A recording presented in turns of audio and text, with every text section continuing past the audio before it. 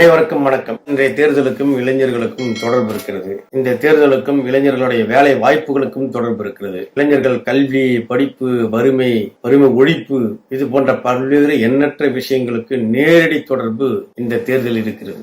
சட்டமன்ற தேர்தலுக்கு ஒரு வேட்பாளர் செலவு செய்யக்கூடிய பணம், தேர்தல் ஆணையம் சொல்லியிருக்க பணம் என்பது ரொம்ப ரொம்ப கம்மி, அது வச்சுங்க. ஆனா இவர்கள் செய்கின்ற செலவுகள் இருக்கு இல்லையா, 10 கோடி 15 கோடி 20 கோடி என்று சட்டமன்ற தேர்தலுக்கே செலவு பண்றாங்க. பாராளுமன்ற தேர்தல் என்பது 4 தொகுதிகள் 5 தொகுதிகள் கொண்ட பகுதி தான் ஒரு பாராளுமன்ற தேர்தல். அப்ப பாத்தீங்க, சராசரியா 10 5 10 50 கோடி செலவு பண்ணணும். அப்ப இந்த தேர்தலில் பணம் வைத்துக் கொண்டிருப்பவர்கள் தான் வேட்பாளராக நிற்க முடியும் என்பது எழுதப்படாத சட்டமாக மாறிவிட்டது. அது எந்த கட்சியாக இருந்தாலும். சென்ற முறை பிஜேபியுடைய வேட்பாளர்கள் பாத்தீங்கன்னா மிகப்பெரிய கோடீஸ்வரர்கள் தான் பிஜேபியுடைய வேட்பாளர். ஒன்னு கோடீஸ்வரர்கள் இல்லது குற்றவாளிகள், கிரிமினல் குற்றவாளிகளாக இருந்தாங்க. இந்தியா முழுக்க அநேகமாக அனைத்து கட்சிகளிலும் பெரும் பணக்காரர்கள் தான் வேட்பாளராக நிற்க முடியும். போஸ்டர் ஓட்டினவங்க, கட்சிக்காக வேலை செய்தவங்க, கட்சிக்காக உழைத்தவர்கள், கட்சியை வளர்த்தவர்களுக்கு திராவிட கட்சிகளிலும் இடம் இருக்குமா, மற்ற கட்சியில் இடம் இருக்குமா என்பது மிகப்பெரிய கேள்விக்குறிதான். ஏன்னா பணம் இருந்தால்தான் தேர்தலை சந்திக்க முடியும் என்ற நிலைக்கு தேர்தல் கலாச்சாரம் மாறிவிட்டது. ஏன்னா ஓட்டுக்கு லஞ்சம் கொடுக்கக்கூடிய விஷயம் என்பது அநேகமாக உலகத்துல இந்தியாவில் தான் இருக்கும் நினைக்கிறேன், வேற எங்கேயுமா இருக்கும்னு எனக்கு தெரியாது. அப்போ ஓட்டுக்கு காசு கொடுக்கிற ஏற்பாடு என்பது 1960களிலே மெல்ல வந்துருச்சு. அதாவது 65க்கு பிறகு எம்ஆர்ஆர் வாசு ஒரு படத்துல சொல்லுவாரு, நீ என்ன எனக்கு சும்மா ஓட்டு போட்ட, நான் பிரசிடண்டா நிற்பதற்கு என்கிட்ட 10 ரூபாய் காசு வாங்கி தானே போட்டேன் என்று சொல்லுவார். 65க்கும் 70க்கும் இடைப்பட்ட காலகட்டத்தில் வந்து அப்பவே 10 ரூபாய் லஞ்சம் கொடுத்திருக்காங்க. அன்றைக்கு 10 ரூபாய் எவ்வளவு வேல்யூவான விஷயம் பார்த்து. அப்போ தேர்தலில் நிற்கின்ற வேட்பாளர்கள் இல்ல அந்த கட்சி ஜெயிக்க வேண்டும் என்பதற்காக ஓட்டுக்கு பணம் கொடுப்பது என்பது மைக்கு பிடிச்சிட்டு இல்லை என்று சொன்னாலும் கூட, நாங்கள் அப்படிப்பட்டவர்கள் இல்லை என்று சொன்னாலும் கூட மறைமுகமாக அவர்கள் வாக்காளர்களை விலைக்கு வாங்குகின்றார்கள். வாக்காளர்களை விலைக்கு வாங்க முடியல அப்படின்னு சொன்னா தொற்று போய் விடும் என்ற பயம் அவர்களுக்கு வரும். அதனால காசு கொடுக்கறாங்க. இன்னொரு விஷயம், வாக்கு இருக்கு இல்லையா, அந்த வாக்கின் மகிமை இருக்குல்ல, ஓட்டோட மகிமை என்பது வாக்களிப்பவர்களுக்கு தெரியல. காசு கொடுக்காமல் வாக்களித்த தமிழக மக்களை காசு கொடுத்தாதான் ஓட்டு போடுவோம் என்ற இழிநிலைக்கு கொண்டு வந்தவர்கள் யார் என்பதை நாம் சற்று சிந்தித்து பார்க்க வேண்டும். தமிழகத்தில் நடக்கக்கூடிய தேர்தல் கலாச்சாரம், வாக்கு போடுவதற்கான கலாச்சாரம், வாக்கை விற்கின்ற கலாச்சாரம், வாக்கை விற்பது என்பது தனது எதிர்காலத்தையும் தனது குழந்தைகளோட எதிர்காலத்தையும் விற்பதற்கு சமம்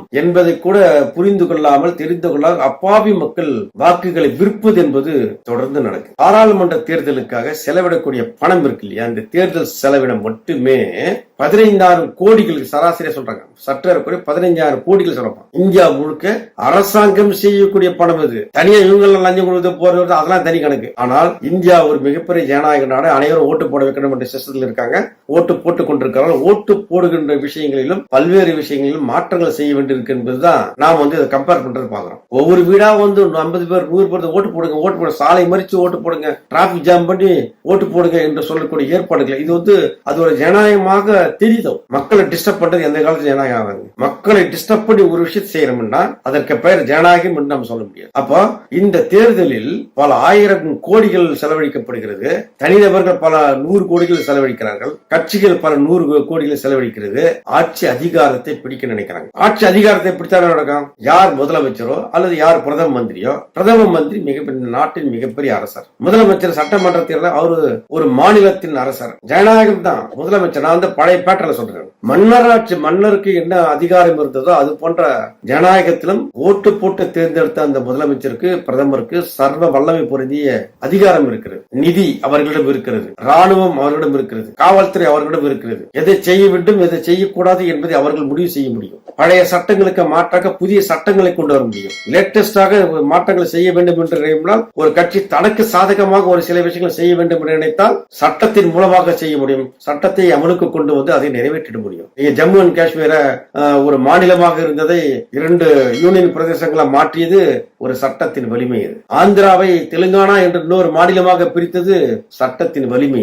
அதுபோன்று அரசாங்கம் எதை வேண்டுமானால் செய்திட முடியும். மக்களுக்கு சாதகத்தையும் செய்ய முடியும், பாதகத்தையும் செய்ய முடியும். சட்டம் வலிமை வாய்ந்தது, அரசாங்கம் வலிமை வாய்ந்தது. நல்லவனை கெட்டவனாக்க முடியும், கெட்டவனை நல்லவனாக்க முடியும். சிம்பிளா சொல்லணும்னா அப்படிப்பட்ட அரசியல் அதிகாரத்தை பெறுவதற்காகத்தான் எல்லோரும் போட்டி போடுறாங்க தமிழகத்துல, இந்தியாவில. இதையே நான் கம்பேர் பண்ணி சொல்றேன். ஐரோப்பாவில் இருக்கக்கூடிய நாடுகளில, கனடா போன்ற நாடுகளில, அமெரிக்கா போன்ற நாடுகளில, இந்த பக்கம் ஆஸ்திரேலியா, நியூசிலாந்து போன்ற நாடுகளில அங்கேயும் தேர்தல் நடக்கிறது.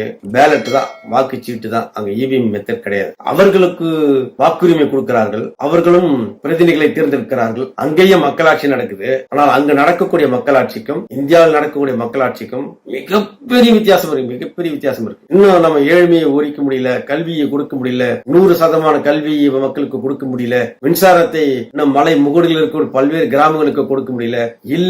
முடியல என்பதுதான் இன்று வரை இருக்கிறது. சீனாவை முந்திக் கொண்டு இன்றைக்கு உலகில் அதிக மக்கள் தொகை கொண்ட நாடாக இந்தியா மாறி இருக்கிறது. இப்ப 3 மாசத்துல சீனா வல்லரசு நாடாக மாறிக்கொண்டே உயர்ந்து கொண்டே இருக்கிறது. போன வீடியோல கூட சொன்னேன் நான். சீனா ஆசிய சந்தையை பிடித்து விட்டது, அமெரிக்க சந்தையை பிடித்து விட்டது, ஐரோப்பா முழுக்க அவங்க சந்தையை பிடிச்சிட்டாங்க. இப்பொழுது ஆப்பிரிக்கா சந்தையும் 75% மேலாக பிடிச்சிட்டாங்க. மிடில் ஈஸ்ட் என்று சொல்லக்கூடிய பகுதிகளிலே நான் ஏற்கனவே சொல்லியிருக்கேன். பாலைவனங்களை சோலைவனமாக்குறாங்க, பாலைவனங்கள் ரயில் பாதை அமைக்கிறார்கள். 300 கிலோமீட்டருக்கு 400 கிலோமீட்டருக்கு என்று அவர்கள் டெக்னாலஜி எங்கேயோ போயிட்டே இருக்கு. குடிசை தொழில்களை, எண்ணற்ற குடிசை தொழில் உருவாக்கி அந்த ப்ராடக்டை உலகம் முழுக்கம் சேர்த்து சீனாவின் ப்ராடக்ட் இல்லாமல் எந்த நாடும் இல்லை என்ற நிலைக்கு கொண்டு வந்து சேர்த்துட்டாங்க. இந்தியாவில் அது முடியாத முடியும். அதற்கான திட்டங்களையோ செயல் திட்டங்களையோ அதற்கான நோக்கங்களையோ கொள்கைகளை கொண்டிருக்கக்கூடிய அரசியல் கட்சிகள் தம் இந்தியாவில் இல்லை என்பதுதான் இதற்கு அடிப்படை காரணமாக இருக்கு. யார் எதை சொன்னாலும் சரி, இந்தியாவை வல்லரசு நாடாக மாற்ற வேண்டும் என்று கனவு கண்ட அப்துல் கலாமின் கனவு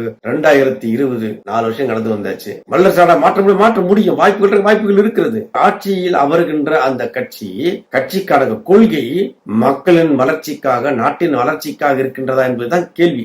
அது இல்லை என்பதுதான் நம்ம இந்தியா வளராமல் ஸ்டாக்னேஷன் நிக்குது, தேங்கி நிக்குது. இல்ல சில நேரங்கள் பின்னோக்கி. பிஜேபி 10 ஆண்டுகளில் இந்தியா பின்னோக்கி போயிருக்கிறது.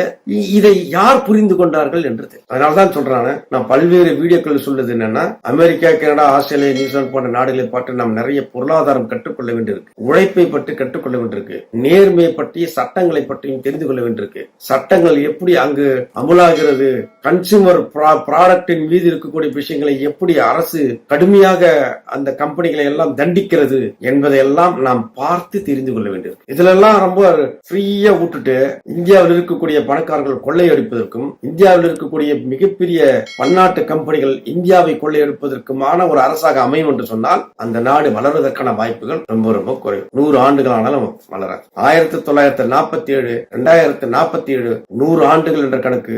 100 ஆண்டுகளில் இந்தியா வல்லரசாக வளர முடியவில்லை சொன்னால் அதற்கு யார் காரணம் என்பதை நீங்கள் சொல்லுங்க.